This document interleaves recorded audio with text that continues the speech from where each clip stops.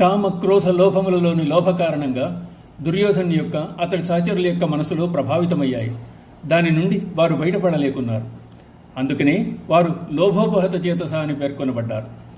తెలిసి తెలిసి వారిని చంపి ఘోరపాపమునకు ఎట్లు ఒడిగట్టగలము అని దుఃఖితులవుతున్న అర్జునునకు కృష్ణ పరమాత్మ కామక్రోధ లోభములు నరకద్వారములని, ఆ మూడున్నో దుర్గుణములు కనుక వాటిని దరి చేరనీయరాదని తదుపరి అధ్యాయాల్లో చెప్పబోతున్నాడు.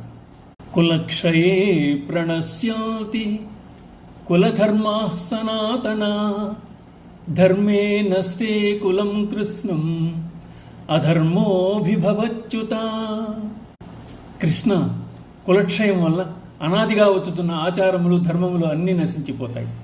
అప్పుడు ధర్మం అంతరించి అంతటా అధర్మం రాజ్యం వెళ్తుంది కదా. కులములందు పరంపరాగతములైన కొన్ని సదాచారములు శుభకర్మలు సురక్షితంగా కొనసాగుతూ ఉంటాయి. అటువంటి శ్రేష్టమైన మర్యాదల్ని సనాతన కులధర్మములని అంటారు. యుద్ధము వలన కులనాశం సంభవించి ధర్మములు అంతరించిపోతాయి. కులము నశించిన ఆ కులములందు మిగిలిన సమాజం కళ్ళెము లేని గుర్రముల వలె స్వేచ్ఛావిహారులవుతారు. ఫలితంగా సర్వత్రా పాపం వ్యాపింపగలదు అని అర్జునుని భావన. అధర్మాభిభవాత్ కృష్ణ ప్రదుష్యంతి కులస్త్రియః స్త్రీషు దుష్టాసు వార్ష్ణేయ జాయతే వర్ణసంకరః. కృష్ణ, అధర్మము చెలరేగినప్పుడు కులస్త్రీలు దూషితులవుతారు. వార్ష్ణేయ, దూషితులైన స్త్రీల వలన వర్ణసాంకర్యం ప్రబలగలదు. విశృంఖలత్వం వలన స్త్రీ పురుషుల దృష్టిలో మర్యాదలకు విలువ ఉండదు. విలువలను పాటించారు సరికదా, వాటిని తెలుసుకున్నట్టు కూడా ప్రయత్నింపరు. సర్వత్రా పాపం ప్రబలిపోతుంది. అధర్మం రాజ్యం వెళ్తుంది. వర్ణసంకరం ఏర్పడి పవిత్రతకు భంగం ఏర్పడుతుంది.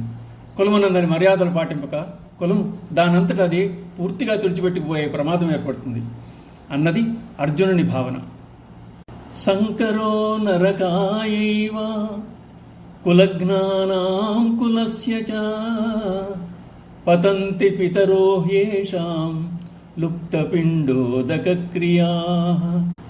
వర్ణసాంకర్యం ఏర్పడినప్పుడు కులఘాతకులకు కులమునకు కూడా నరకం ప్రాప్తిస్తుంది. తర్పణములు విడుచువారు లేక పితరులు అధోగతి పాలవుతారు. యుద్ధములందు తమ కులము వారిని అంతమొందించు వారిని కులనాశకులంటారు. కులనాశం వలన కలుగు దుష్పరిమాణములను, వాటి వల్ల కలుగు అనర్థములను, కులనాశకులకు కారణమగు వారి యొక్క పితృదేవతల అవస్థల గురించి అర్జునుడు చెప్తున్నాడు. వర్ణసాంకర్యము చేత శ్రాద్ధ తర్పణలను విడుచుట ఎరుగరు. ఎవరికైనా తెలియపరిచిన శ్రద్ధ లేని కారణంగా ఆచరింపరు.